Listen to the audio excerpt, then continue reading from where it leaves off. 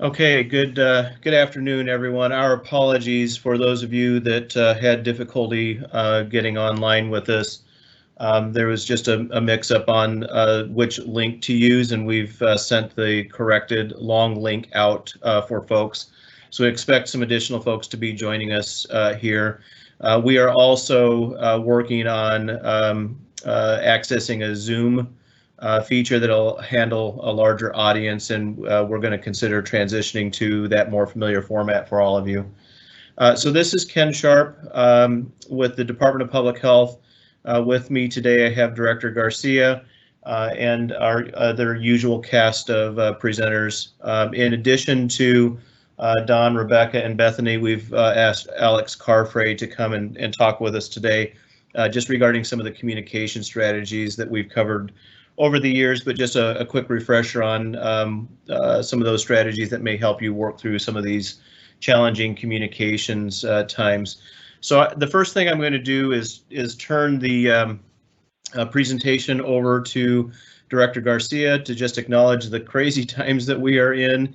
And she's got a couple things to address with us, and then she'll turn it back to me before we proceed through the rest of the slides today.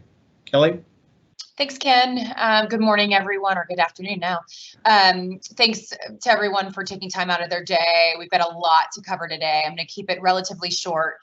The first thing I really just want to acknowledge, and I think at this point we probably sound a bit like a broken record, but with the change in administration, and I think we all expected that there would be a transition time while the team is getting up to speed, certainly making firm new commitments to increase supply. But in doing that, we are seeing a lot of fast moving information. And just insofar as last night, we received some information that has now changed again this morning that we were prepared to talk to you about today.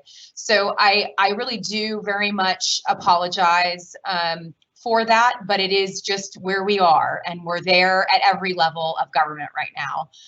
If you're hearing from us late, or we're changing course on you, it's because that's what's happening with our federal partners. And I really do think that in a very near future, we will be on more stable terms in terms of what our allocation looks like, the frequency by which we are communicating that, but we're just not there right now. So I think we just need to keep that at the forefront of our minds, make sure these communication lines are open. You know, you have a direct line to us to ask questions, but things are changing. And they're moving very, very fast. So that's just an opening comment. I think the next slide, we wanted to handle one question right off the bat. I've received a few have come in from legislators. We really wanted to just kind of hone in on a couple of questions around residency requirements. I heard from a few legislators this week representing some of our counties and in border communities that are really thinking about whether or not we have enough supply, and that there may be a kind of mass influx of individuals coming in from who live on the other side of the border, and maybe are coming in and receiving their vaccinations and then kind of going home, and they don't work here. And so I received some questions around that. You know, I in talking with y'all directly, I don't hear that that is a very common issue. So we wanted to just highlight that issue today and ask you, are you having that? Are you having that problem? You know, we do not have a residency requirement in this state. However, obviously, it is our intention to focus on those who live or work in Iowa. There are implications if we start to require, you know, proof of that residency that we really don't want to kind of veer into, but we also want to make sure we are taking our state first and really prioritizing those, again, who live or work here. So what I would do is just, you know, we kind of put this slide together to make sure that you had concrete information about how we're handling this issue, but please do reach out to us if you are having, as the slide says, an unusually high number of people who you believe are not living or working here in the state. And with that, Ken, those are the two items I wanted to quickly cover. Thank you so much for the time. Great, thank you, Kelly. Just so that everyone knows, Director Garcia is able to stick with us for about another 15 minutes to just listen in on the presentation. We will handle the Q&A. If there are questions specifically for Director Garcia, we'll be sure to get those to her after the webinar so that she can address those as needed when those questions come up. So we'll go ahead and move on. to reflect on and reemphasize the transitions that that Kelly has shared with you. Here's what we do know today from the Biden administration, and it is an ebb and flow information. So we just put a very clear fine point on this. This is what we know today, and we're likely to see changes in the coming days and weeks. And so what we have been told is the Biden administration is working to secure an additional 200 million doses with delivery for this summer. So that's still some months out, and we want to just kind of put a pragmatic understanding of the timelines here with that statement, so that folks understand these additional 200 million doses are not coming in the next month. This is a months-long time frame. We also know, and we'll speak to this increase a little bit later in our slide deck with the allocation that you all received today for additional prime doses and what that means. But you will notice in the overall allocations for the state, a 16% increase over our total allocation. Now, all of that allocation happens to be coming in the form of Moderna. And we are told that that will be stable for the next 3 weeks. And we are expecting, or rather perhaps hoping, that there will be additional increases following that 3-week period. The numbers that we were allocating with today's allocation notice to all of you, there were 25,800 doses of Moderna and 19,500 doses of Pfizer. And keep in mind, as we've said before, those 19,500 doses of Pfizer, that's a very stable allocation number that has been provided to the state. However, up until this week, the vast majority or all of those Pfizer doses were allocated to the National Long-Term Care Program. So we've met our obligation to that program, and we will continue to see these 19,500 doses of Pfizer in our weekly allocation. Also, those numbers that I've just reviewed are the prime doses. So keep in mind that we will continue, although on a different cadence, and we will discuss those in just a little bit. We will continue to see a prime allocation directed to you, and that is noted in the HON alert, and a separate boost allocation to you. We've also heard from the federal government that they will continue to manage the prime versus boost allocations so that we are insured either 3 or 4 weeks later, depending upon the product, that we will have an adequate number of boost doses to satisfy those prime deliveries that were received earlier in the month. As I mentioned, we're going to continue to ensure that each county, if we've given you prime doses, we're going to follow up 3 to 4 weeks later with the same allocation of boost doses to help you manage that tracking. The key message there is it's going to be very important for you locally to keep track of 3 weeks or 4 weeks prior where those doses were sent, so that when you do receive the boost dose, you know where to send those back to. We have also heard that Johnson & Johnson is expected to have their phase 3 data in the next couple of weeks, and they hope to apply for an EUA, and we're anticipating doses perhaps in March. But again, this is with a big caveat that there's yet a lot to be determined and learned from the Johnson & Johnson product. So that will add to our allocation once that is realized, but again, no definitive timeline for the Johnson & Johnson product.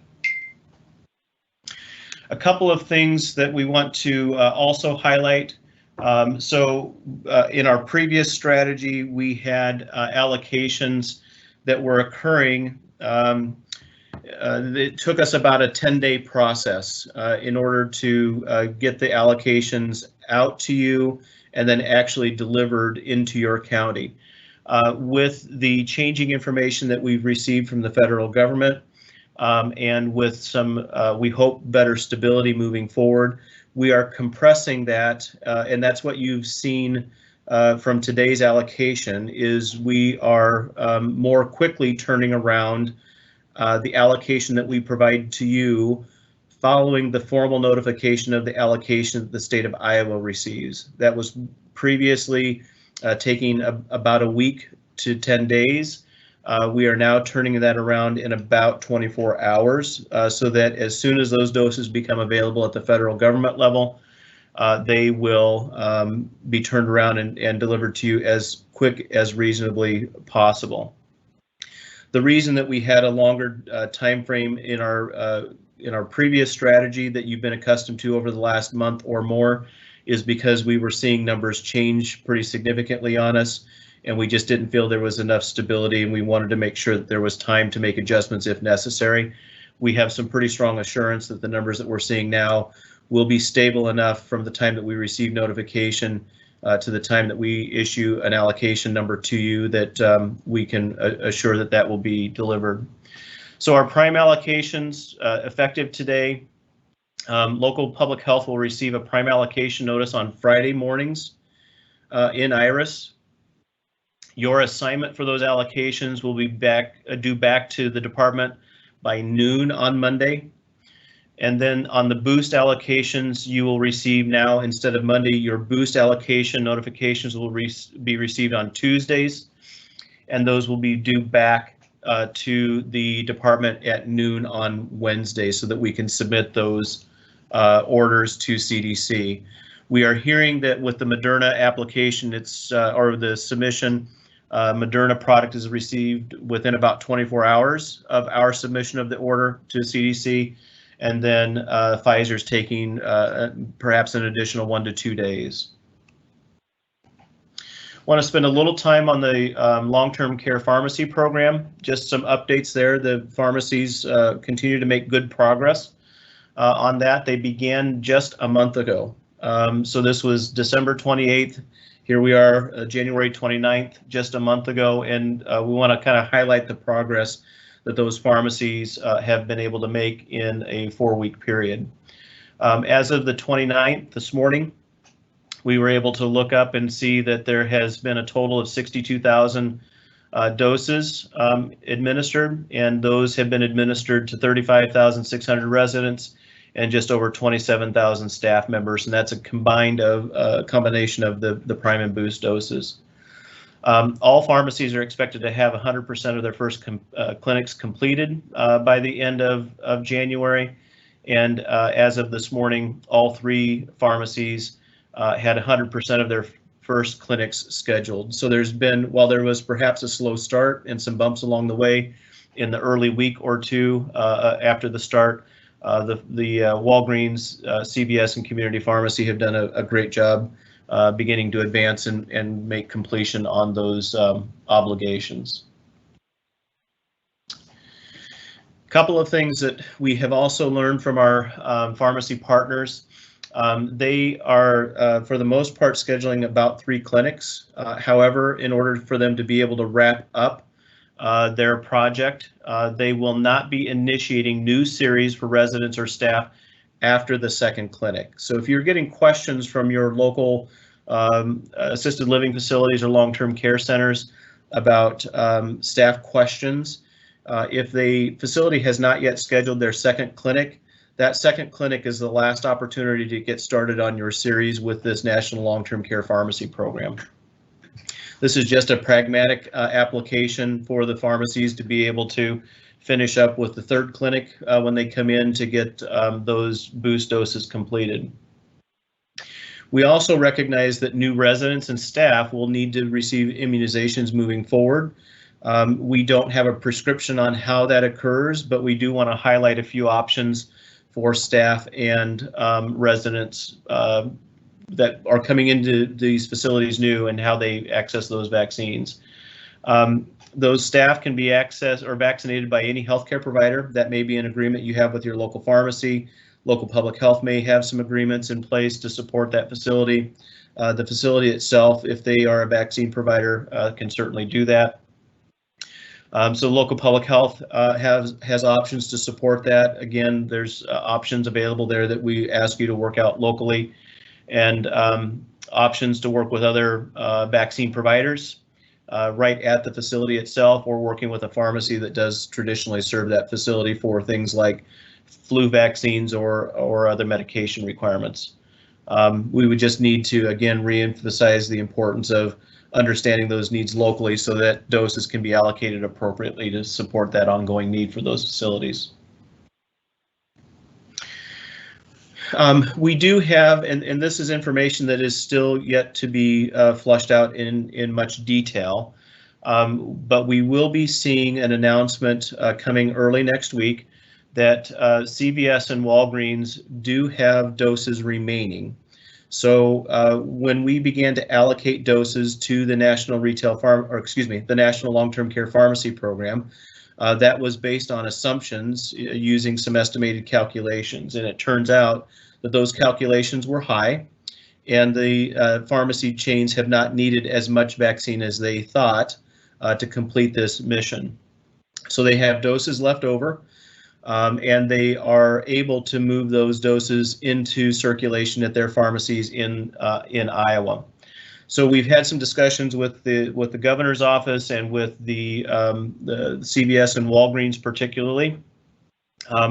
We will be allowing CVS and Walgreens, we say transferred to them. They already have these doses available to them, but they will be distributed to select county locations across the state at Walgreens and CVS for just what is a one-time campaign in select counties. We will be asking those pharmacies to focus only on the population 65 and above. And the reason for that is we think that's the easiest to manage for those facilities. And as we currently stand between the population 65 and above and Tier 1, that is by far the largest population, and this will help us begin to impact and make vaccine available to that population.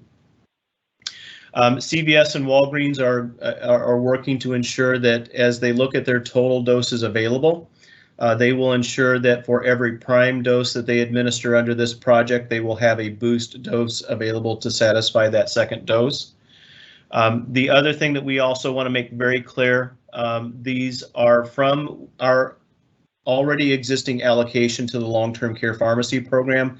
This is not taking away from any future allocations from our local partners, and will not have any negative impact on you. It is simply redirecting those vaccines that were set aside for the long-term care program but not needed, and to push those into Iowa in locations where we can reach population 65 and above. The other thing that we want to be clear about is that once these doses that are left over from that long-term care pharmacy program are administered, there are no additional allocations going to be directed to this project. And we will be looking at the use of the retail pharmacy program as well as our local allocation process to then continue to move forward.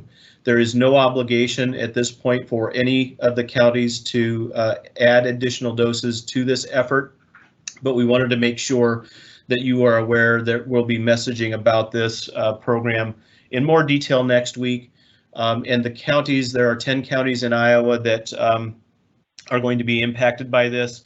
We are meeting with those counties later today to provide them a few more details about what to expect and timing, and then we will continue to keep information flowing so that you all are aware of what this campaign looks like, where it is being activated, and the duration for which we expect it to last. Excuse me, based on our conversations to date with these two pharmacy chains, they indicate to us that they will be able to move through these vaccines relatively quickly. So it will be a relatively short duration opportunity, but we are excited to have those additional doses back in circulation in the state and help us reach that 65 and older population.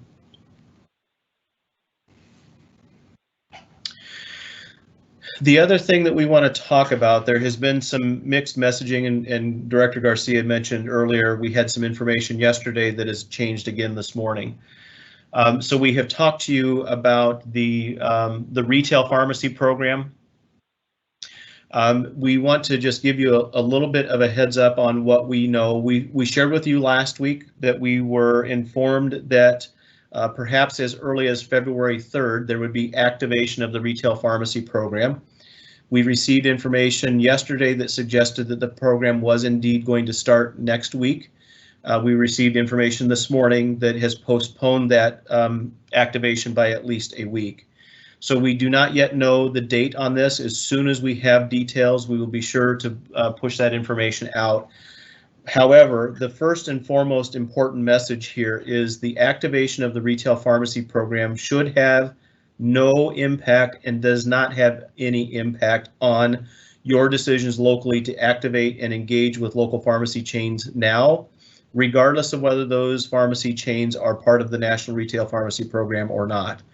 So we would encourage you and strongly recommend that if you have opportunities to work with local pharmacies, go ahead and do so now, and know that that work will just be supplemented by the retail pharmacy program as it begins to ramp up.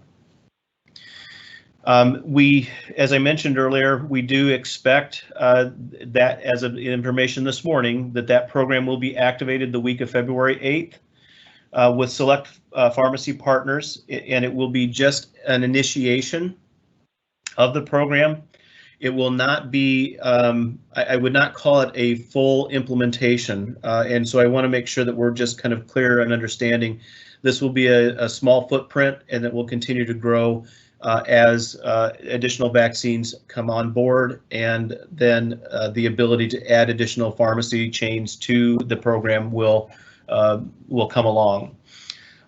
We have shared with you previously that we, as a state, were able to agree with and identify Hy-Vee and CPESN network as the two pharmacy chains in the state of Iowa. Again, the reason those two pharmacy chains were selected, they have the biggest footprint in terms of numbers and jurisdiction across the state.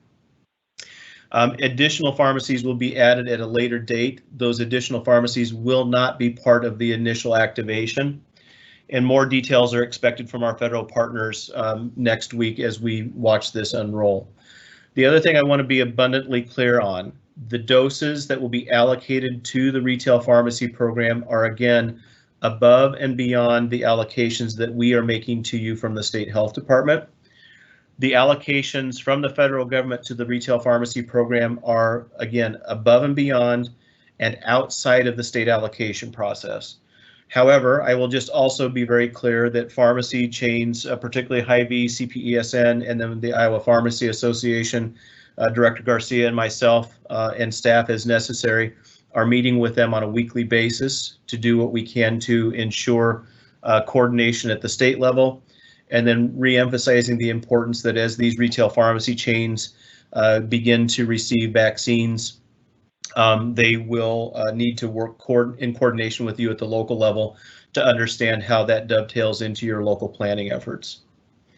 The other thing that I think we need to just realize, that the numbers that we are hearing are not such that all 140 of the Hy-Vee pharmacies and about 80 of the CPESN pharmacies, it is not likely that all of those will be receiving vaccines in the initial weeks of this activation. And we will have more details from you as we get more information from our federal partners and understanding what the allocation numbers actually will be. A couple of other things that we just want to highlight, and I saw maybe a couple of questions very early on as we got started. We have been talking about data visualizations. You may have heard the governor talk about a couple of website enhancements on the coronavirus.iowa.gov website.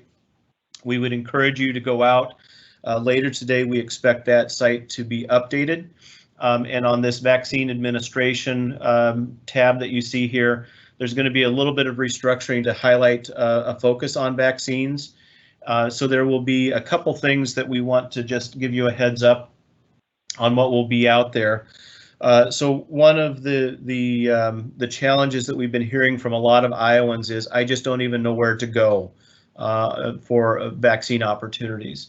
So we know that at some point the federal government will activate Vaccine Finder, the federal platform, but that is some time off yet. So the state of Iowa has decided to create a map of vaccine providers. And it will include pharmacy names, pharmacy websites, and a pharmacy phone number that folks can look to. And we are doing everything we can to make sure that folks understand they need to check websites first before they start making phone calls. And again, reminding folks that vaccine supplies remain very limited, and really to focus on the social media and website platforms to help them be informed about what is available for vaccines. The new data visualizations will be more interactive. So for those of you that are familiar with the epidemiology and the hospital data, that will look and act and feel very much the same. These data points that you see here are what will be included, and it's very similar to the static image of the vaccine administration data that we've been posting Monday, Wednesday, and Friday. Once this page is activated, we will discontinue the posting of the static Monday, Wednesday, Friday report. So watch for those later today. We expect that web page to be live at the end of the day today. The next item that I want to, Alex, I think this is actually yours. I'm going to pause here and just turn to Alex.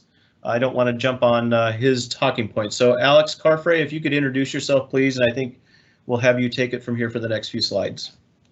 Sure, and Ken, I'm actually okay with you doing these, but I'll take care of it. So I'm Alex Carfrey. I'm one of the communications and emergency preparedness staff at the department. I know many of you that are on the call today. And we just wanted to talk about some communication items that the department's working on to ensure that everyone is kind of on the same page with information. So one of the things we're working on is a local public health quick points weekly document. It's going to be 1 page, maybe 2 pages at the very most, come out weekly. It'll provide some guidance and talking points for some of those tough questions that you're receiving from your locals or from residents in your area. Also questions that we're receiving from the media as well as legislators. So we're compiling all of those questions at a really high level and providing some responses for you, some suggested responses for you when you receive those same questions at your level. Again, it's going to provide some consistency in ensuring the same information is provided across all levels, from state level all the way down to the local level. One of the things that we can also, or that can also assist with providing some consistency, is message mapping. And I don't know how many of you remember this from your public information officer courses that we've done for years and years. But message mapping is a way that you can get, excuse me, a way you can convey complex information in a simple and consistent manner. A message map should form the basis of communications no matter what your medium, whether you're putting it out over social, print, broadcast, or even answering questions over the phone. The message maps follow the rule of 3. It makes each message more effective, excuse me, because people are able to understand and comprehend information when it's, pardon me, kind of chunked out in pieces of three pieces of information. So there's 3 key messages, 3 supporting ideas for each of those key messages. It's supposed to be easy for people to understand, easy for someone to recite just off the cuff. They don't need to refer to notes to do this. And we're going to send, and I've got an example on the next slide, but we're going to send a template with today's example, and then some additional message map materials in the next vaccine information brief email, as well as on the HON. Those materials are on the HON right now if you have access, but we'll also push it out through the listserv. So on the next slide, we have just a message map example. And as I said a moment ago, folks that have taken the public information officer courses or some of the emergency risk communication courses early on probably remember this, but this is just a really simple example of a message map. You've got your 3 key messages across the top there. Those are your kind of your main ideas you want to get across. So for example, currently vaccine demand far exceeds supply.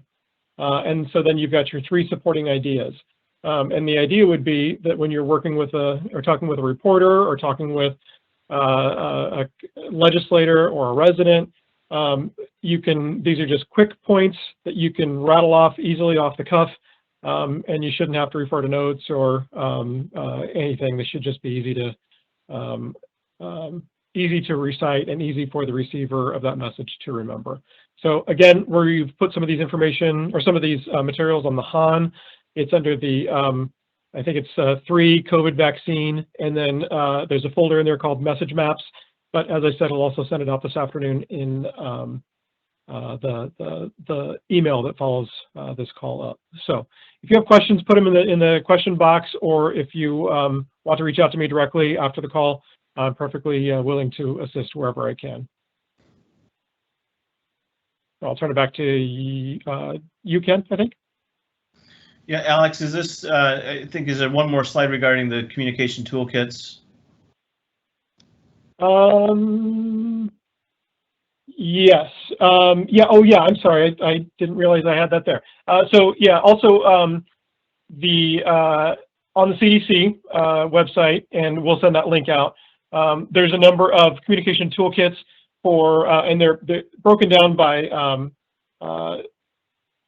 types of facilities. So for medical centers, for clinics, pharmacies, clinicians, and all of those different types there. So they have vaccine communication toolkits for all of those different types of organizations, and the information is tailored to those organization types, as well as the client or patient or resident types as well. And I will get that link. I think the link is in the slides there, but we'll get that link out for you as well today. Okay. Thanks, Alex. I believe the next couple slides are mine, so I'll jump back in here. So we do, again, want to just review a couple of points on the vaccine shortage order. I think it's always good to just touch base on that and kind of regroup as we have questions that come up.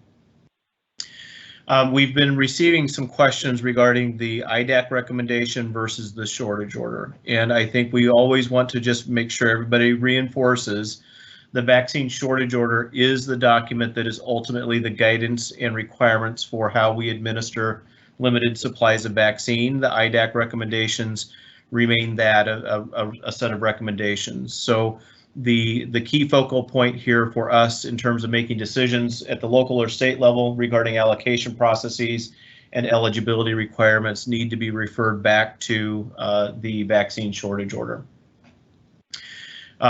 You all will recall the initial order for phase 1A was issued on December 14th.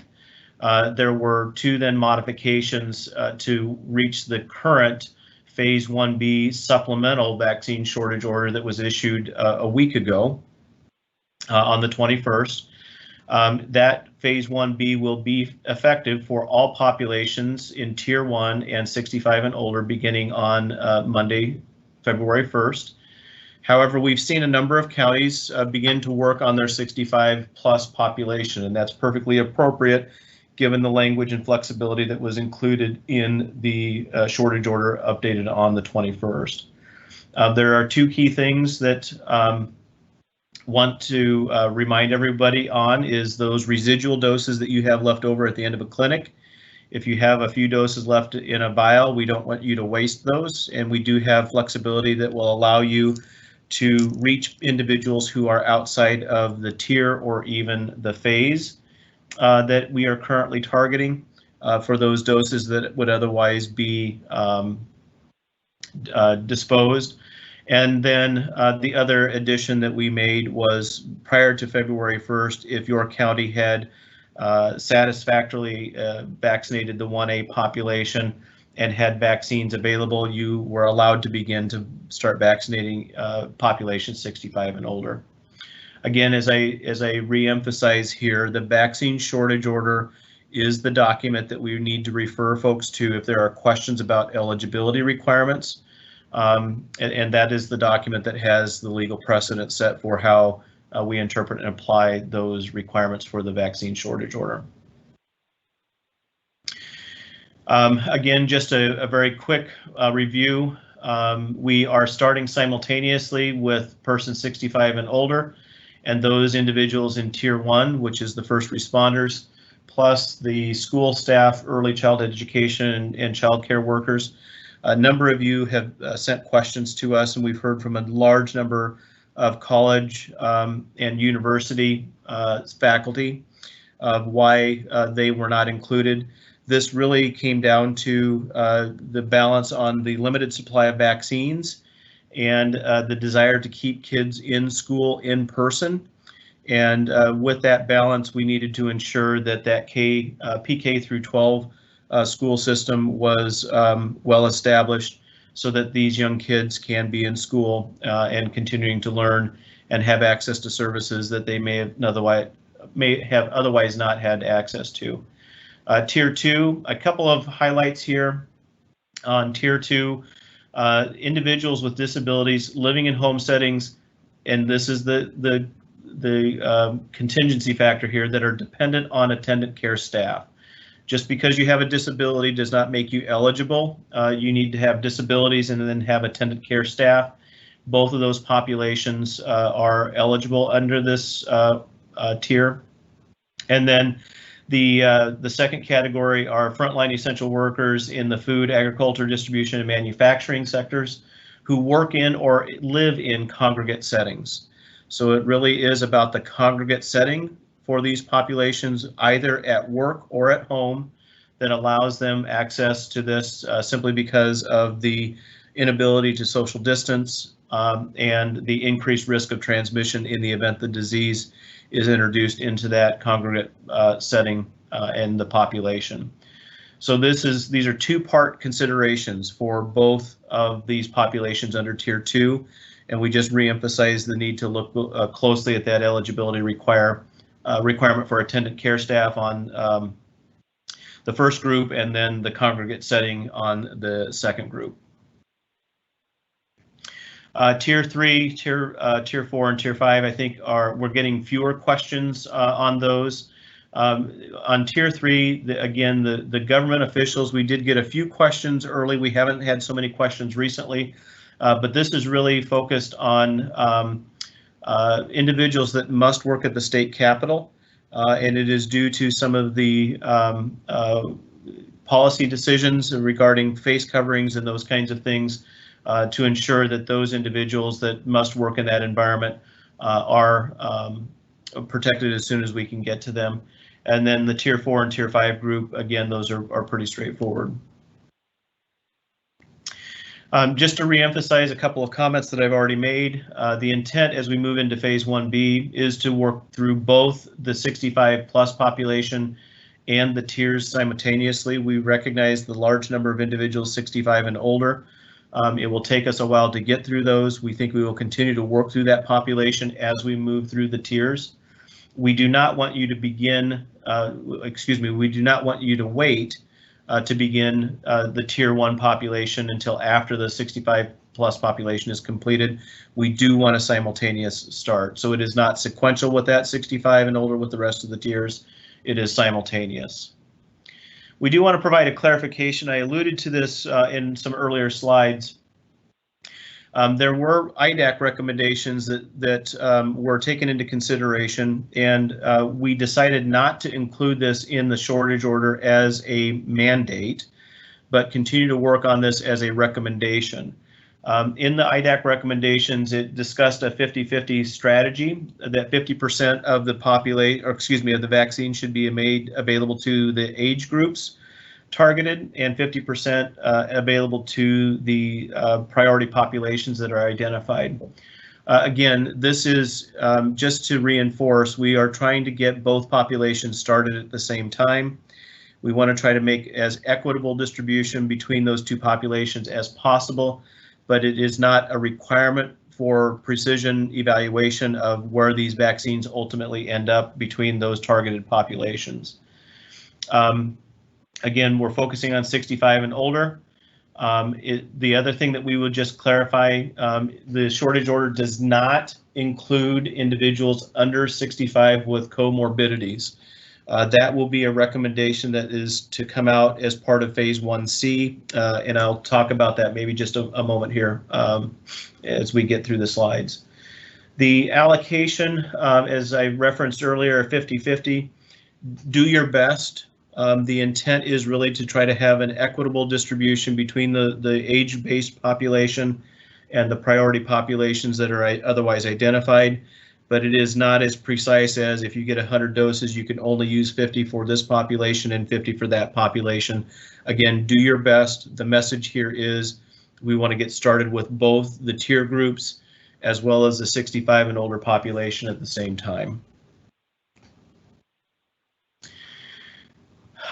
We continue to have this slide in here just as a good reminder, everyone. We recognize the incredibly tough decisions you're all having to make, the stress that is putting on you locally. We're experiencing the same difficult decision making, the same difficult questions, and the pressures that we've expressed and that Director Garcia explained earlier, with the ever-changing engagement requirements with the change in administration, and as we have experienced over the last 6 weeks or more, will continue to challenge us all. But we are simply, again, reminding everyone, do your best. We have great confidence in your ability to make the right decision. And again, except for these flagrant disregard for the shortage order, reasonable interpretations, we're going to understand that a decision had to be made, and as long as it is reasonable, there really are no consequences to be expected. These difficult decisions are being dealt with every day, and we just reinforce you are all doing a phenomenal job considering the environment that we are all in, and understand that we have every bit of confidence in your ability to make those reasonable decisions locally, and we'll do everything we can to support you as you navigate those decisions. I do want to take just a moment before I turn this over to Bethany. I do want to take just a moment and acknowledge a question related to phase 1C. IDAC did meet for the final time on Monday afternoon on the 25th. We did review the recommendations that were originally drafted from IDAC on January 14th.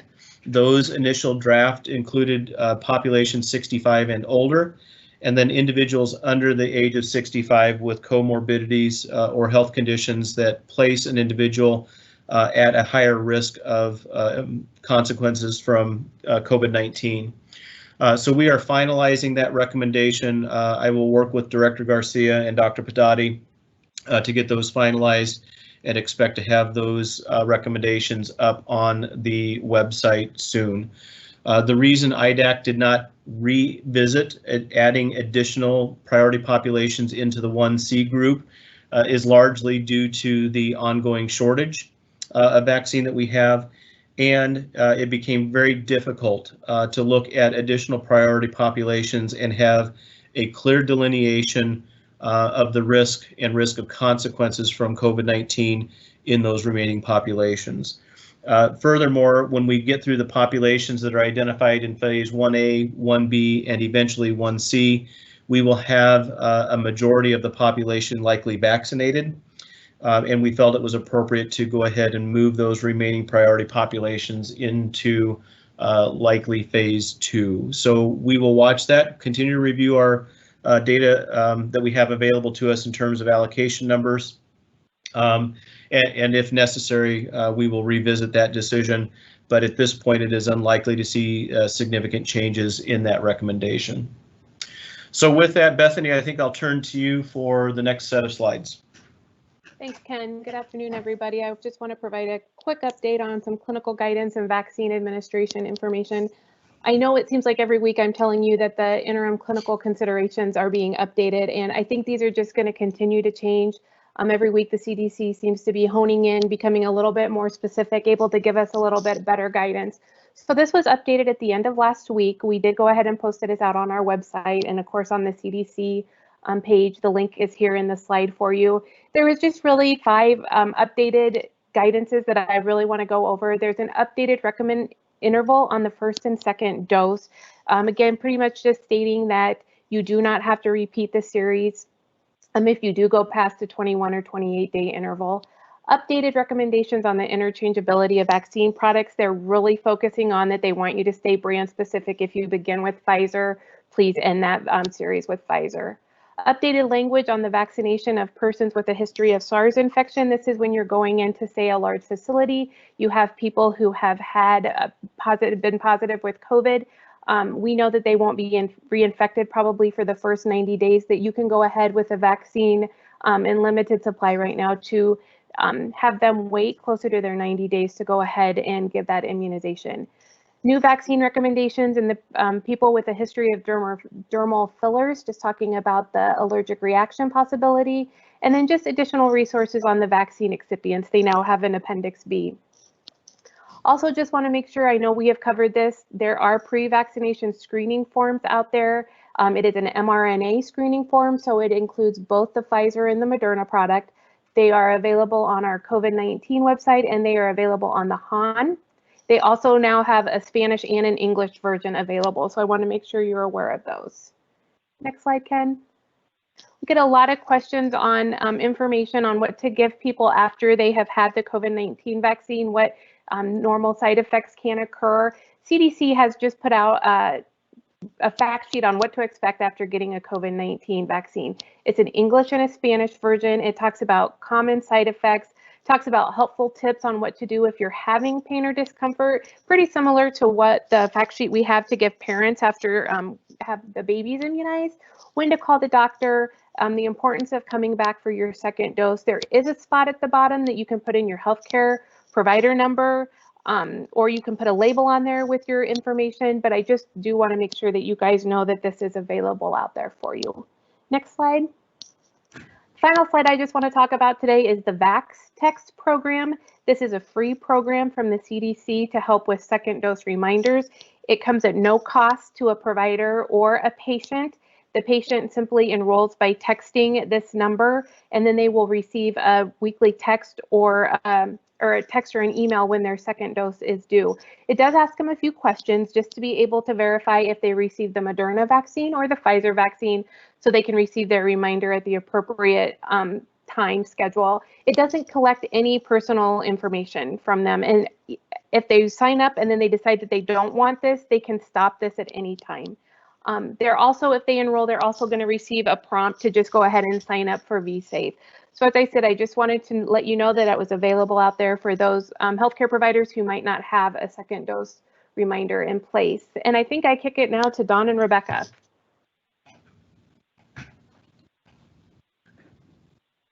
Thanks, Bethany, and I'll jump in, Rebecca, and you can chime in along the way as well. We did receive some additional CARES funding in the total of $28 million.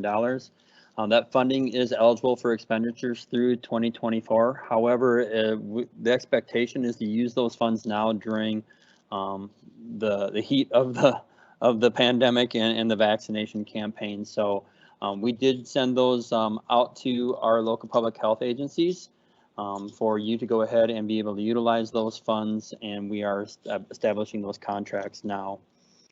So you can utilize those different funding sources for staff resources. We're augmenting some of those at the state level. We're also utilizing that for data visualization efforts, and then as I just discussed, the local contracts. So that $10 million is going out to local public health agencies. We have sent those out and we are getting those back in, and I know Ken has been feverishly signing those contracts as they are coming back in as well. The next slide really talks about what you can utilize those funds for on the objectives for that. Rebecca, do you want to jump in, or you want me to continue? You go right ahead. You're doing I don't want to steal your thunder. Oh no, you're doing great. All right. So this is just a listing of the some of the items that you can utilize your funds for at the local public health agencies. So we did send out an appendix which lists these different options in more depth. So you can go ahead and use these funds to increase your COVID-19 vaccination capacity throughout your county. This here says state, but you can utilize that however you need to in your county. Also making sure that you have high quality and safe administration of the vaccines, equitable distribution and administration of the vaccines as well, increase vaccine confidence through any type of education, outreach, and partnership all those different types of things that Alex was speaking of earlier. You can also work to develop and implement community engagement strategies to promote COVID-19 vaccine efforts in your county. So you can work with your local partners to do so.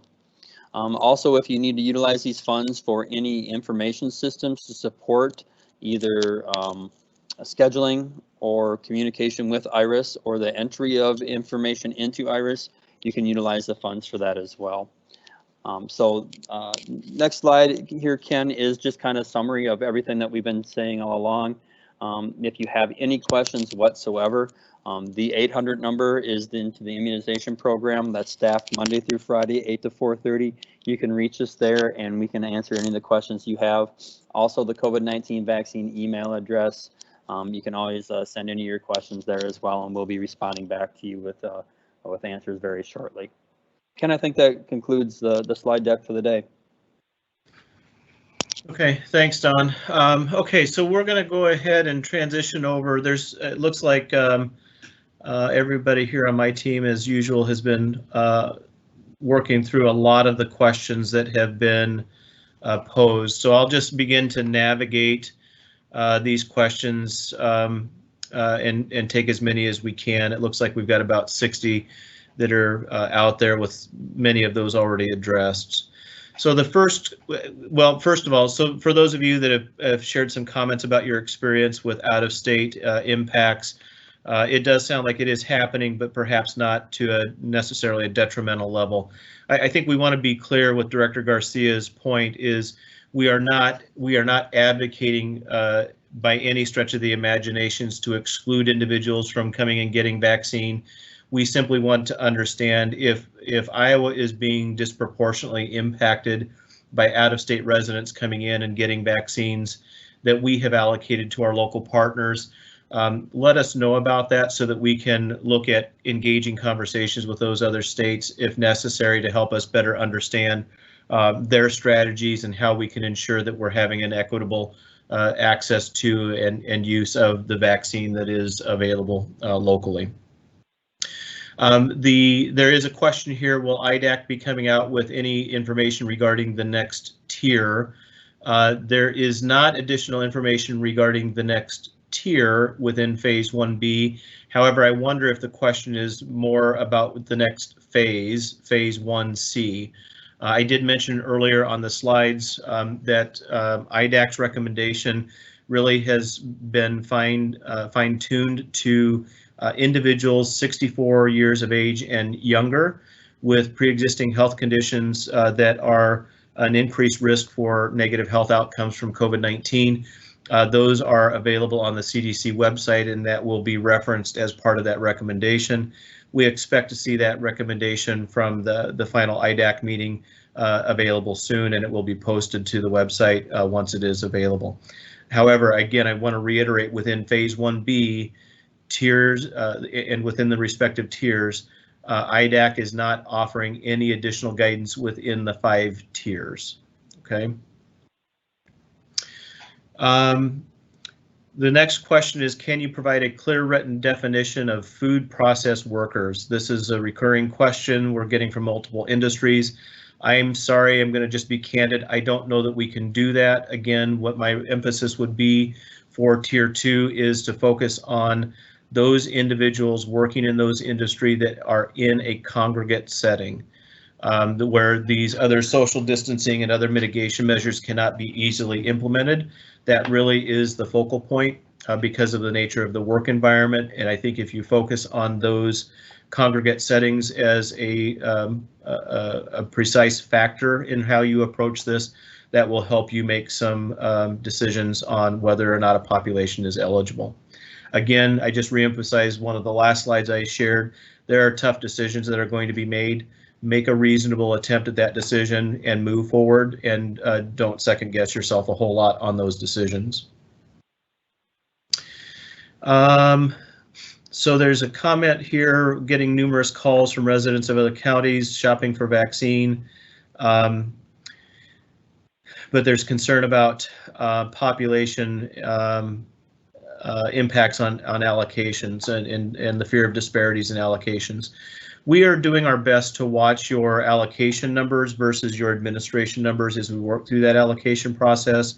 If you think that there are, again, particularly disparate impacts that you're seeing as a result of that, please give us a signal of some kind that that's occurring, and we will try to do our best to pay attention to that. We're going to continue to see limited numbers of supplies of vaccines, and I think that any significant impact from that type of behavior we should be able to see in the data as it relates to administrations. But again, if there are particular concerns, feel free to let us know.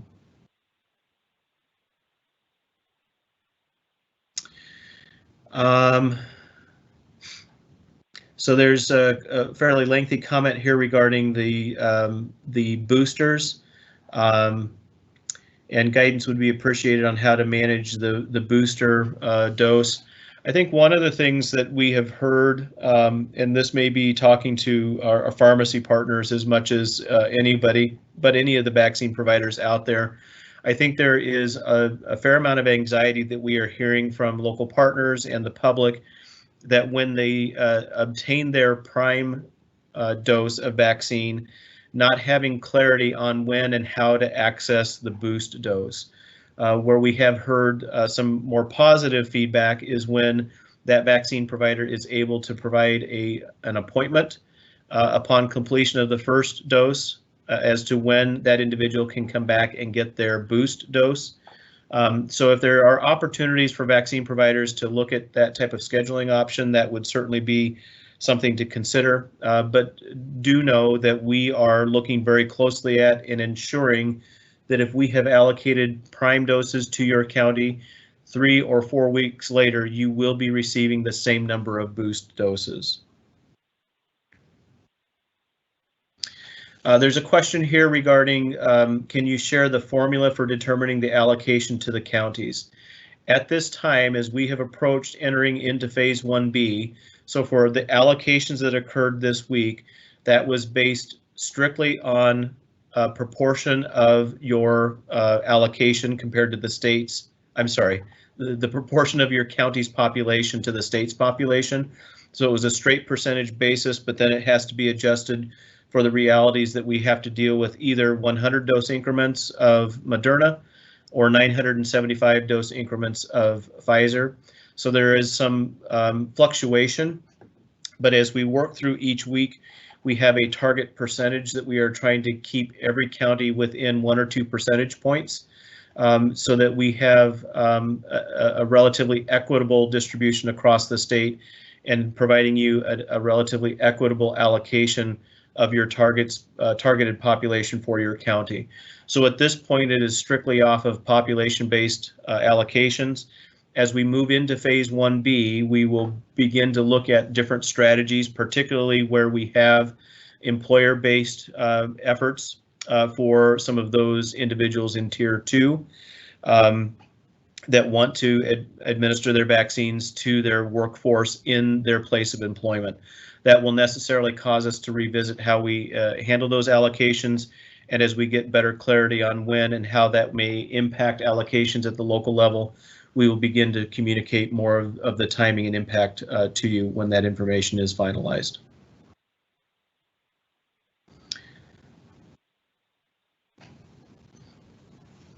So the next question is, who will be eligible to receive vaccinations with the retail pharmacy program?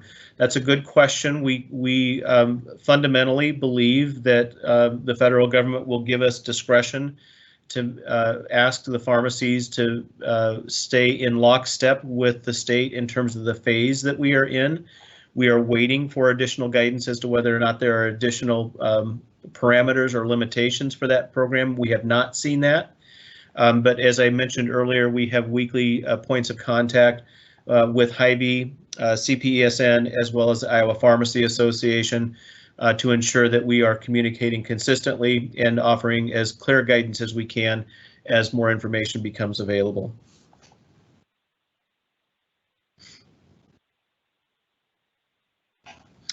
So there's another question here regarding a clear-cut description of manufacturers.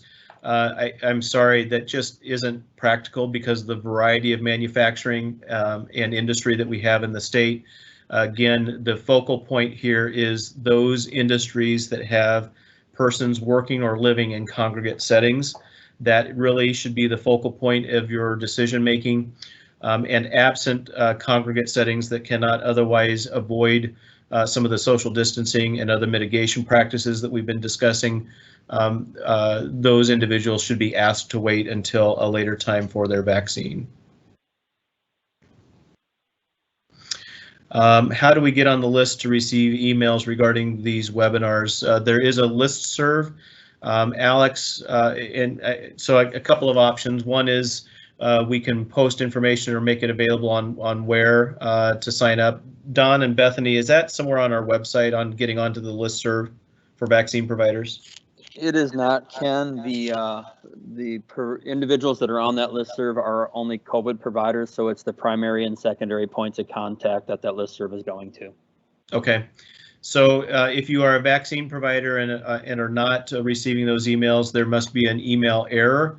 If you are not a vaccine provider, then I would say you need to work directly with your county public health agency or your employer as a vaccine provider to receive that webinar link.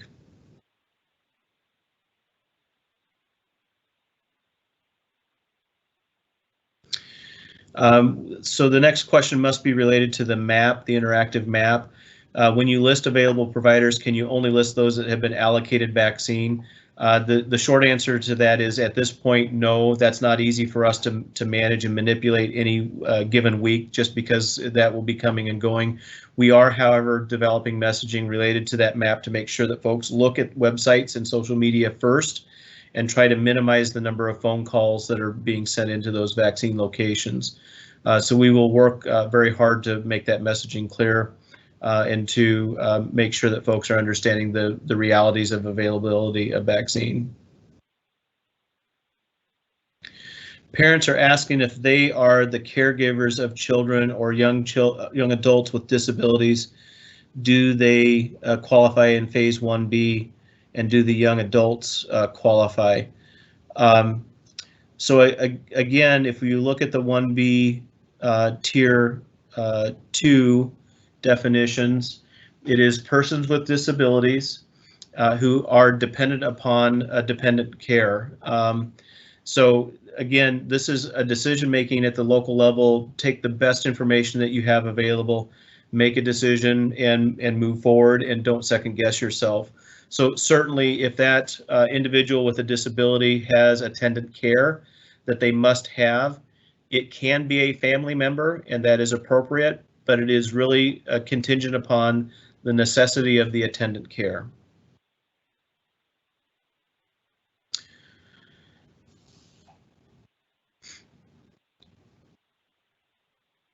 So just a comment here regarding keeping the vaccine within county lines. Pragmatically, we are fundamentally, we agree it would be ideal if we could keep residents staying in county lines. Practically speaking, I just don't think that that's something that can be controlled. And from a public health mission, ultimately, we aren't all that concerned about where an individual gets their vaccine. We just want as many folks vaccinated as we can, so long as they are within the phase that we are targeting. So Don and Bethany or others, Rebecca, perhaps you would like to weigh in on this question. How would IDPH suggest at the local level we track boost and prime dose allocations? IRIS does not indicate if it's a boost or a prime dose. So what are we seeing as best practices as it relates to tracking that boost dose? Don or Bethany, Rebecca, can you address that, please?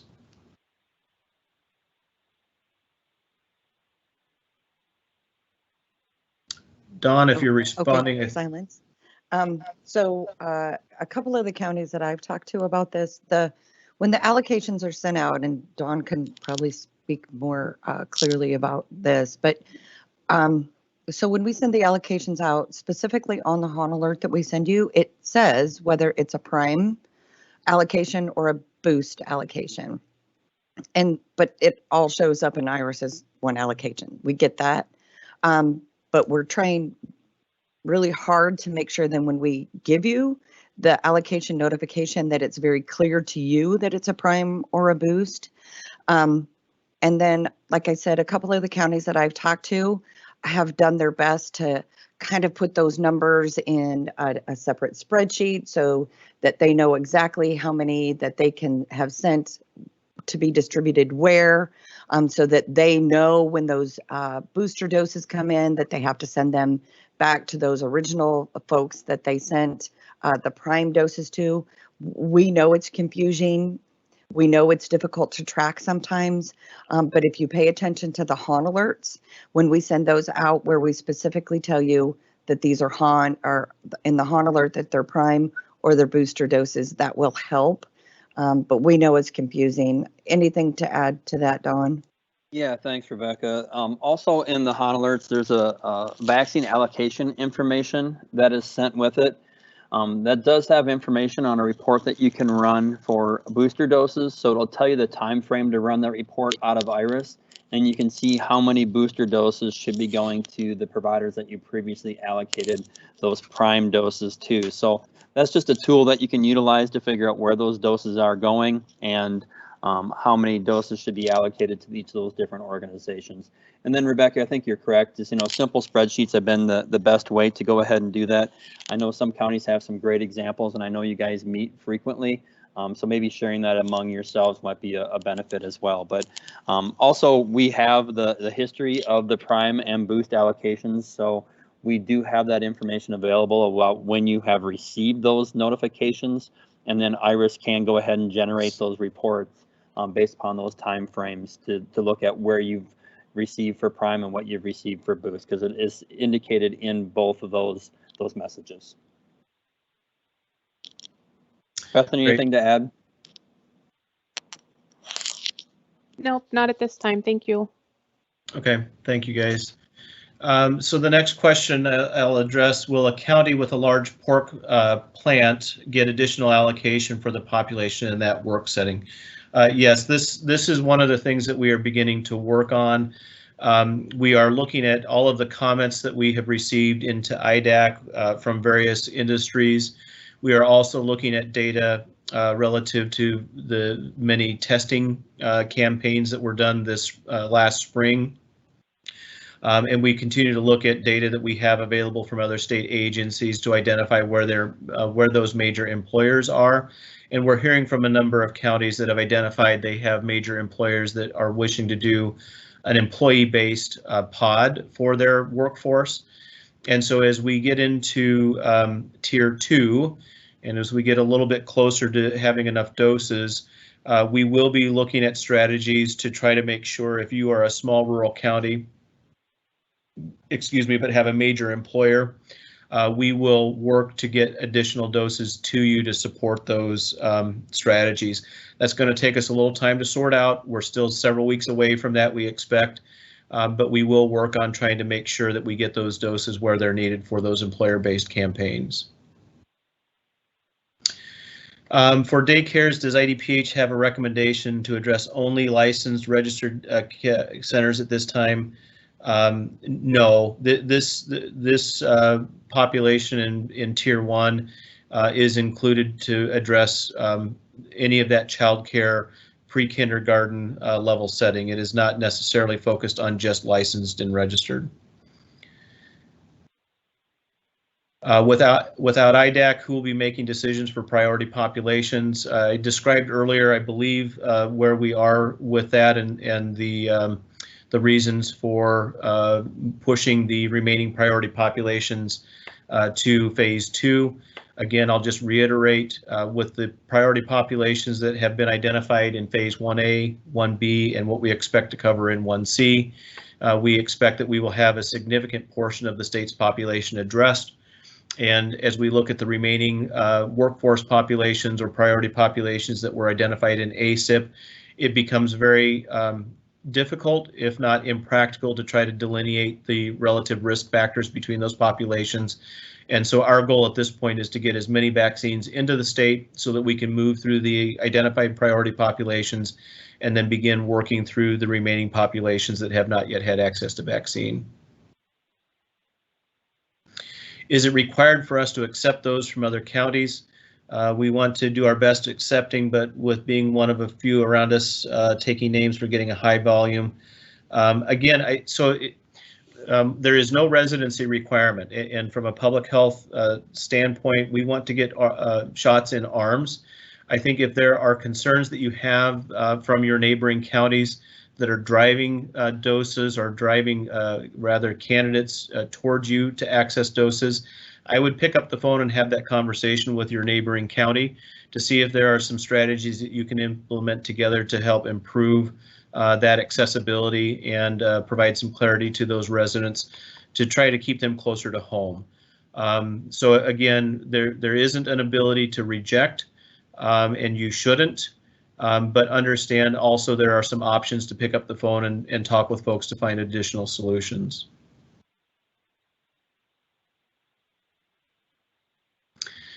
So when there's CARES money, please have it directly sent and allocated to public health. That's exactly what we described. The contracts have been sent out to local public health agencies under the public health response contracts. And so we are seeing, I've signed about 30 to 40 of those contracts already this week. So those dollars will be available directly through local public health.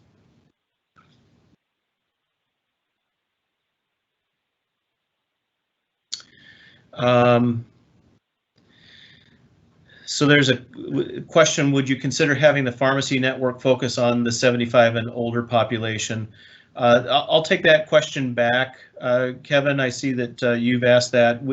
I think the desire at this point is to help minimize confusion, to stay with the state phase 1B recommendation for 65 and older, but we can certainly bring that recommendation back for additional consideration.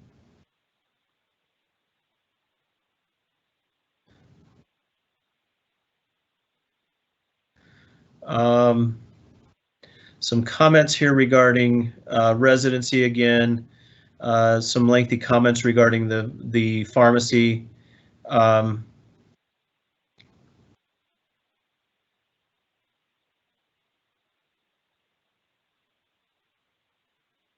Couple comments regarding funding.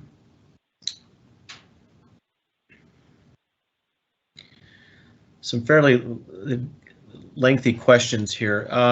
We have a long-term care facility on our vaccine provider list. If all our providers are on the visual aid, we are going to have a mess and many angry individuals.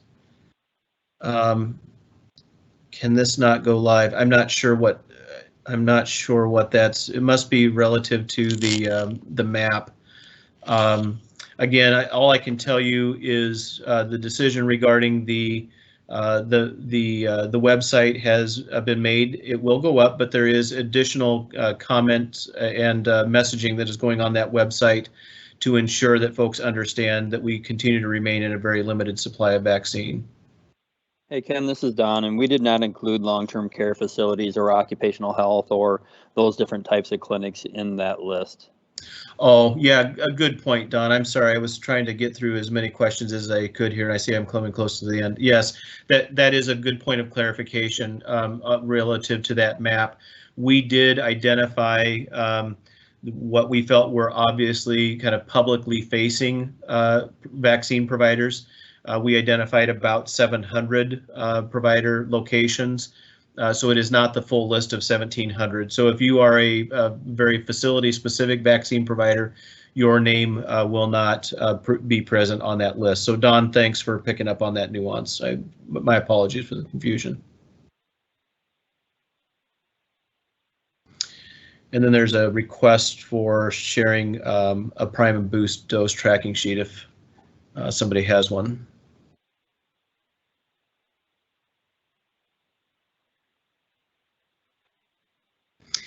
Yeah, so here's a comment, and if this is happening, we would please ask counties to be considerate of one another. So there's an individual here that has commented that they have started receiving numerous calls from phase 1B individuals from surrounding larger counties, stating they were told to check with the smaller counties because the smaller counties were able to get to them sooner. please don't do this, is the comment. And I would have to agree. I think placing additional stresses on one another doesn't particularly help anyone. And just be please considerate of each other's stresses in terms of communicating with your respective populations. So be considerate of that, please. Okay, I think we are at the end of the questions that I see. We are at 1:24. As I mentioned at the start, due to some of the challenges that we have had with folks accessing this platform, we are looking at a transition back to the Zoom license. If we do that for next week, we will communicate to you as early in the week as possible to introduce a registration link. So with that, I'll just do one final check. I don't see any additional questions that are posted.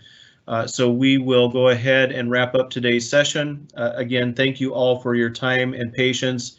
And as Director Garcia noted, we recognize the incredibly variable changes that we are dealing with.